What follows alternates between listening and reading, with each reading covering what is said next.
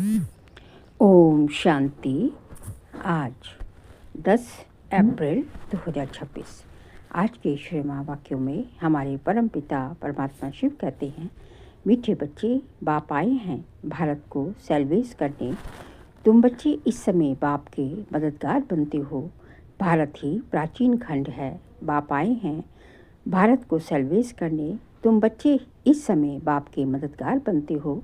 भारत ही प्राचीन खंड है। प्रश्न, ऊंची मंजिल में रुकावट डालने वाली छोटी छोटी बातें कौन सी हैं? उत्तर है, अगर जरा भी कोई शौक है, अनासक्त वृत्ति नहीं है, अच्छा पहनने खाने में बुद्धि भटकती रहती है, तो ये बातें ऊंची मंजिल पर पहुंचने में रुकावट डालती हैं। इसलिए बाबा कहते, बच्चे वनवाह में रहो। तुम्हें तो सब कुछ भूलना है, ये शरीर भी याद ना रहे।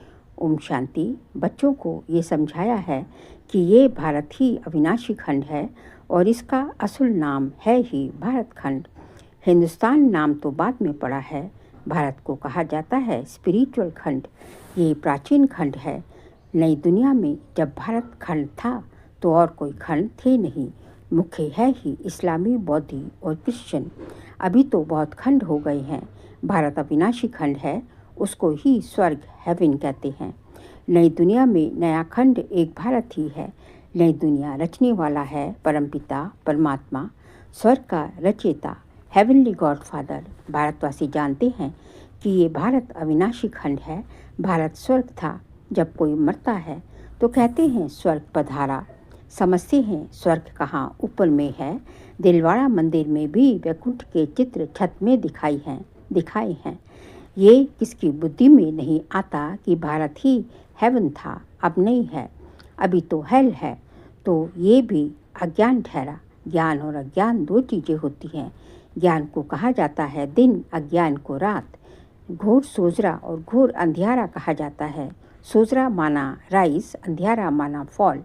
मनुष्य सूर्य का फॉल देखने के लिए सनसेट पर जाते हैं। अब वह तो है हद की बातें। इसके लिए कहा जाता है ब्रह्मा का दिन, ब्रह्मा की रात। अब ब्रह्मा तो है प्रजापिता, तो जरूर प्रजा का पिता हुआ। ज्ञान अंजन सतगुरु दिया, अज्ञान अंधेर विनाश। ये बातें दुनिया में कोई भी नहीं समझते हैं। ये है नई दुनिया के लिए नई नॉलेज। हेवन के लिए हेवनली गॉड फादर की नॉलेज चाहिए। गाते भी हैं फादर इज नॉलेजफुल, तो टीचर हो गया। फादर को कहा ही जाता है पतित पावन, और कोई को पतित पावन कह नहीं सकते। श्री कृष्ण को भी नहीं कह सकते। फादर तो सबका एक ही है। श्री कृष्ण तो सबका फादर है नहीं। वह तो अब जब बड़ा हो जाए तब शादी को वह तो जब बड़ा हो शादी करे तब एक दो बच्चे का बाप बनेगा। राधे कृष्ण को प्रिंस प्रिंसेस कहा जाता है। कभी स्वयंवर भी हुआ होगा। शादी के बाद ही माँ बाप बन सकते हैं। उनको कभी कोई वर्ल्ड गॉड फादर कह नहीं सकते। वर्ल्ड गॉड फादर सिर्फ एक ही निराकार बाप को कहा जाता है। ग्रेट ग्रेट ग्रैंडफादर शिव बाबा को नहीं कह सकते। ग्रेट ग्रेट ग्रैंडफादर है प्रजापिता ब्रह्मा। उनसे बिरादरियाँ निकलती हैं। ये वह इनकॉर्पोरियल गॉड फादर निराकार आत्माओं का बाप है। निराकारी आत्माएं जब यहाँ शरीर में हैं तब भक्ति मार्ग में पुकारती हैं। ये सब तुम नई बातें सुनते हो। यथार्थ रीति कोई भी शास्त्र में नहीं है। बाप कहते हैं मैं सम्मुख बैठ तुम बच्चों को समझाता हूँ। फिर ये ज्ञान सारा गुम हो जाता है। फिर जब बाप आए तब आकर यथार्थ ज्ञान सुनाए। बच्चों को ही सम्मुख समझा कर वर्षा देते हैं। फिर बाद में शास्त्र बनते हैं। यथार्थ तो बन ना सके क्योंकि सच की दुनिया ही खत्म हो। झूठ खंड हो जाता है तो झूठी चीज़ ही होगी, क्योंकि उतरती कला ही होती है। सच से तो चढ़ती कला होती है। भक्ति है रात, अंधियारे में ठोकरें खानी पड़ती हैं। माथा टेकते रहते हैं। ऐसा घोर अंधियारा है। मनुष्यों को तो कुछ भी पता नहीं रहता। दर दर धक्के खाते रहते हैं। इस सूर्य का भी राइज और फॉल होता है। तो जो बच्चे जाकर देखते हैं। अब तो तुम बच्चों को ज्ञान सूर्य का उदय होना देखना है। राइज ऑफ भारत और down fall of Bharat. Bharat ऐसे डूबता है जैसे सूर्य डूबता है। सत्यनारायण की कथा में ये दिखाते हैं कि भारत का बेड़ा नीचे चला जाता है, फिर बाप आकर उनको सैल्वेज करते हैं। तुम इस भारत को फिर से सैल्वेज करते हो, ये तुम बच्चे ही जानते हो। तुम निमंत्रण भी देते हो, नवनिर्माण प्रदर्शनी भी नाम ठीक है। नई दुनिया कैसे स्थापन होती है उनकी प्रदर्शनी चित्रों द्वारा समझाने दी जाती है, तो वही नाम चला आए तो अच्छा है। नई दुनिया कैसे स्थापन होती है व राइज कैसे होती है ये तुम दिखाते हो। जरूर पुरानी दुनिया फॉल होती है तब दिखाते हैं कि राइज कैसे होता है। ये भी एक स्टोरी है। राज्य लेना और गंवाना 5000 वर्ष पहले क्या था कहेंगे सूर्यवंशियों का राज्य था, फिर चंद्रवंशी राज्य स्थापन हुआ। ये तो 1-2 से राज्य लेते हैं, दिखाते हैं फलाने से राज्य लिया। ये कोई सीढ़ी नहीं समझते, ये तो बाप समझाते हैं कि तुम गोल्डन एज से सिल्वर एज में गए, सीढ़ी उतरते आए। ये 84 जन्मों की सीढ़ी है। सीढ़ी उतरनी होती है, फिर चढ़नी भी होती है। डाउनफॉल का भी राज समझाया जाता है। भारत का डाउनफॉल कितना समय, राइज कितना समय। फॉल एंड राइज ऑफ भारतवासी विचार सागर मंथन करना होता है। मनुष्य को टेम्पटेशन में कैसे लाएं और फिर निमंत्रण भी देना है। भाइयों बहनों आकर समझो, बाप की महिमा तो पहले बतानी है। शिव बाबा की महिमा का एक बोर्ड होना चाहिए। पतित पावन, ज्ञान का सागर, पवित्रता, सुख शांति का सागर, संपत्ति का सागर, सर्व का सद्गति दाता, जगत पिता, जगत शिक्षक, जगत गुरु शिव बाबा से आकर अपना सूर्यवंशी चंद्रवंशी वर्षा लो, तो मनुष्यों को बाप का पता पड़े। बाप की और श्री कृष्ण की महिमा अलग अलग है। ये तुम बच्चों की बुद्धि में बैठा हुआ है। सर्विसेबल बच्चे जो हैं वे सारा दिन दौड़ा दौड़ी करते रहते हैं। अपनी लौकिक सर्विस होते भी छुट्टी से सर्विस में लग जाते हैं। ये है ही ईश्वरीय गवर्नमेंट। खास बच्चियाँ अगर ऐसी सर्विस में लग जाएं तो बहुत नाम निकाल सकती हैं। सर्विसेबल बच्चों की घोषणा, सर्विसेबल बच्चों की पालना तो अच्छी रीति होती ही जाती है, क्योंकि शिव बाबा का भंडारा भरपूर है। जिस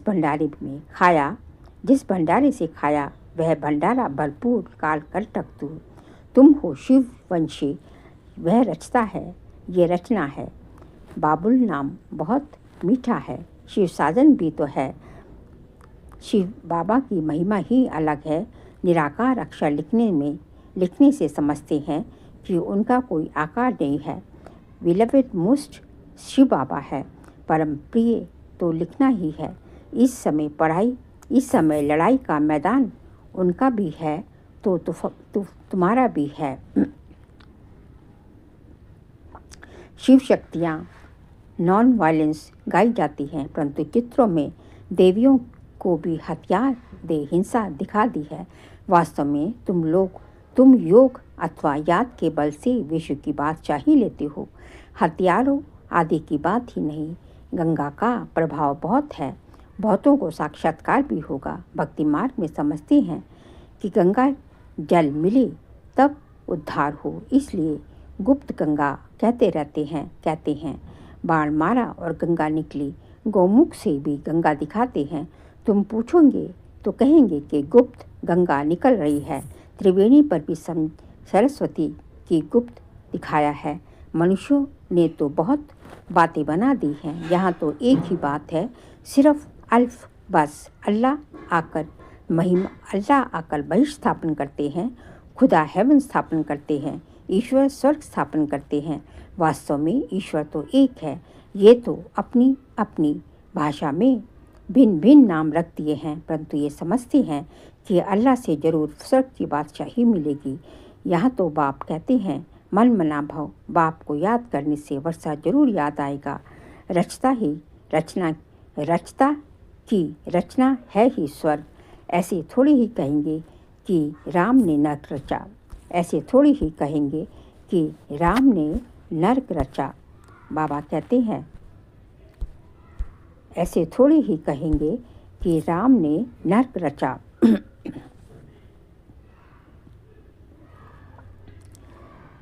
ऐसे थोड़ी ही कहेंगे कि राम ने नर्क रचा। बाबा कहते हैं कि रचता की नॉलेज, रचता की रचना है ही। वास्तव में ईश्वर तो एक है। ये तो अपनी अपनी भाषा में भिन्न भिन्न नाम रख दिए हैं, परंतु ये समझते हैं कि अल्लाह से जरूर स्वर्ग की ही बादशाही मिलेगी। यहाँ तो बाप कहते हैं मन मना बहु, बाप को याद करने से वर्षा जरूर याद आएगा। रचता की रचना है ही स्वर्ग। ऐसे थोड़ी ही कहेंगे कि राम ने नर्क रचा। भारतवासियों को ये पता ही नहीं कि निराकार रचता कौन है। तुम जानते हो कि नर्क का रचता रावण है, जिसको जलाते हैं। रावण राज्य में भक्ति मार्ग का सैपलिंग कितना बड़ा है। रावण का रूप भी बड़ा भयंकर बनाया है। बोलते भी हैं रावण हमारा दुश्मन है। बाप ने अर्थ समझाया है। विस्तार बड़ा है तो रावण का शरीर भी बड़ा बनाते हैं। शिव बाबा तो बिंदी है, परंतु चित्र बड़ा बना दिया है। नहीं तो बिंदी की पूजा कैसे हो। पुजारी तो बनना है ना। आत्मा के लिए तो कहते हैं भ्रिकुटी के बीच में चमकता है अजब सितारा, और फिर कहते हैं आत्मा सो परमात्मा। तो फिर 1000 सर्प से ज़्यादा तेज कैसे होगा। तो फिर 1000 सूर्य से ज़्यादा तेज कैसे होगा। आत्मा का वर्णन तो करते हैं लेकिन समझते नहीं। अगर परमात्मा 1000 सूर्य से तेज हो तो हर एक में प्रवेश कैसे करे। कितनी अयथार्थ बातें हैं जो सुनकर क्या बन पड़े हैं। कहते हैं आत्मा सो परमात्मा, तो बाप का रूप भी ऐसा होगा ना। परंतु पूजा के लिए बड़ा बनाया है। पत्थर के कितने बड़े बड़े चित्र बनाते हैं, जैसे गुफा में बड़े बड़े पांडव दिखाते हैं। जानते कुछ भी नहीं। ये है पढ़ाई। धंधा और पढ़ाई अलग अलग है। बाबा पढ़ाते भी हैं और धंधा भी सिखाते हैं। कोई में भी पहले बाप की महिमा होनी चाहिए। बोर्ड में भी पहले बाप की महिमा होनी चाहिए। बाप की फुल महिमा लिखनी है। ये बातें तुम बच्चों की भी बुद्धि में नंबरवार पुरुषार्थ अनुसार आती हैं। इसलिए महारथी घुड़सवार कहा जाता है। हथियार आदि की कोई बात नहीं। बाप बुद्धि का ताला खोल देते हैं। ये गॉड्रेज का ताला कोई खोल ना सके। बाप के पास मिलने आते हैं तो बाबा बच्चों से पूछते हैं कि आगे कभी मिले हो, इस जगह पर इस दिन कब मिले हो। तो बच्चे से कहते हैं हाँ बाबा 5000 वर्ष पहले मिले हैं। अब ये बातें ऐसे कोई पूछ ना सके। कितनी गुह्य समझने की बातें हैं, कितनी ज्ञान की युक्तियाँ बाबा समझाते हैं, परंतु धारणा नंबरवार होती है। शिव बाबा की महिमा अलग है, ब्रह्मा विष्णु शंकर की महिमा अलग है। हर एक का पाठ अलग अलग है। एक ना मिले दूसरे से। ये अनादि ड्रामा है, वही फिर रिपीट होगा। अभी तुम्हारी बुद्धि में बैठा हुआ है कि हम कैसे मूल वतन में आते हैं, फिर जाते हैं, फिर आते हैं। पाठ बजाने के लिए जाते हैं वाया सूक्ष्म वतन। आते समय सूक्ष्म वतन नहीं है। सूक्ष्म वतन का साक्षात्कार कभी किसी को होता ही नहीं। सूक्ष्म वतन का साक्षात्कार करने के लिए कोई तपस्या नहीं करते, क्योंकि उनको कोई जानते नहीं है। सूक्ष्म वतन का कोई भगत थोड़ी ही होगा। सूक्ष्म वतन अभी रचते हैं। वाया सूक्ष्म वतन जाए फिर नई दुनिया में आएंगे। इस समय तुम वहाँ आते जाते रहते हो। तुम्हारी सगाई हुई है। ये पियर घर है। विष्णु को पिता नहीं कहेंगे, वह है ससुर घर। जब कन्या ससुर घर जाती है तो पुराने कपड़े सब छोड़ जाती है। तुम पुरानी दुनिया को ही छोड़ देती हो। तुम्हारे और उनके बनवा में कितना फ़र्क है। तुमको भी बहुत अनासक्त रहना चाहिए। दे अभिमान तोड़ना है। ऊंची साड़ी पहनेंगे तो झट दे अभिमान आ जाएगा। मैं आत्मा हूँ ये भूल जाएगा। इस समय तुम हो ही बनवा में। बनवा और वानप्रस्थ एक ही बात है। शरीर ही छोड़ना है तो साड़ी नहीं छोड़ेंगी क्या। हल्की साड़ी मिलती है तो दिल ही छोटी हो जाती है। इसमें तो खुशी होनी चाहिए। अच्छा हुआ जो हल्का वस्त्र मिला। अच्छी चीज़ को तो संभालना पड़ता है। ये पहनने खाने पीने की छोटी छोटी बातें भी ऊंची मंजिल पर पहुंचने में अटक डालती हैं। मंजिल बहुत बड़ी है। कथा में भी सुनाते हैं ना कि पति को कहा ये लाठी भी छोड़ दो। बाप कहते हैं ये पुराना कपड़ा पुरानी दुनिया सब खलास होनी है। इसलिए इस सारी दुनिया से बुद्धि योग तोड़ना है। इसको बेहद का संन्यास कहा जाता है। सन्यासियों ने तो हद का संन्यास किया है। अब तो फिर वे अंदर आ गए हैं। आगे तो उनमें बहुत ताकत थी। उतरने वालों की महिमा क्या हो सकती है। नई नई आत्माएं भी पिछाड़ी तक आती रहती हैं पाठ बजाने। उनमें क्या ताकत होगी। तुम तो पूरे 84 जन्म लेते हो। ये सब बातें समझने के लिए कितनी अच्छी बुद्धि चाहिए। सर्विसेबल बच्चे सर्विस में उछलते रहेंगे। ज्ञान सागर के बच्चे ऐसे भाषण करें जैसे बाबा उछलता है। इसमें फंक नहीं होना है। अच्छा, मीठे मीठे सिकिलते बच्चों प्रति माता पिता बाप दादा का याद प्यार और गुड मॉर्निंग। रूहानी बाप की रूहानी बच्चों को नमस्ते। रूहानी बच्चों की रूहानी बाप दादा को नमस्ते नमस्ते, गुड मॉर्निंग। शुक्रिया बाबा, शुक्रिया। सार के लिए पॉइंट है, बुद्धि से बेहद का संन्यास करना है। वापस घर जाने का समय है, इसलिए पुरानी दुनिया और पुराने शरीर से अनासक्त रहना है। सेकंड पॉइंट, ड्रामा की हर सीन को देखते हुए सदा हर्षित रहना है। आज का बाबा का वरदान है, बाप दादा को अपना साथी समझकर डबल फोर्स से कार्य करने वाले सहयोगी भव। बाप दादा को अपना साथी समझकर डबल फोर्स से काम करने वाले सहयोगी भव। कोई भी कार्य करते बाप दादा को अपना साथी बना लो तो डबल फोर्स से कार्य होगा और स्मृति भी बहुत सहज रहेगी, क्योंकि जो सदा साथ रहता है उसकी सदा याद स्वतः ही रहती है। तो ऐसे साथी रहने से वह बुद्धि द्वारा निरंतर सत का संग करने से सहयोगी बन जाएंगे और पावरफुल संग होने के कारण हर कर्तव्य में आपका डबल फोर्स रहेगा, जिससे हर कार्य में सफलता की अनुभूति होगी। स्लोगन, महारथी वह है जो कभी माया के प्रभाव में परवश ना हो। महारथी वह है जो कभी माया के प्रभाव में परवश ना हो। बाबा कहते हैं कि महारथी जो है वो किसी के प्रभाव में भी नहीं आएगा। उस पर किसी भी तरह के माया का प्रभाव जो है, माया का रंग जो है अपना प्रभाव नहीं डाल पाएगा। फिर जो है अप्रैल मास का व्यक्तिचार्य का सब्जेक्ट है, महान बनने के लिए मधुरता और नम्रता का गुण धारण करो। आज का पॉइंट है, मधुरता ही ब्राह्मण जीवन की महानता है। जहाँ मधुरता है वहाँ पवित्रता है। बिना पवित्रता के मधुरता आ नहीं सकती। जितना बुद्धि में नशा हो उतना ही कर्म में नम्रता और बोल में मधुरता हो। ऐसे नशे में रहने से कभी नुकसान नहीं होगा। सिद्धि को पाने वाले स्वयं को नम्रचित निर्माण हर बात में अपने आप को गुण ग्राहक और मधुरता संपन्न बनाएंगे। अच्छा, ओम शांति।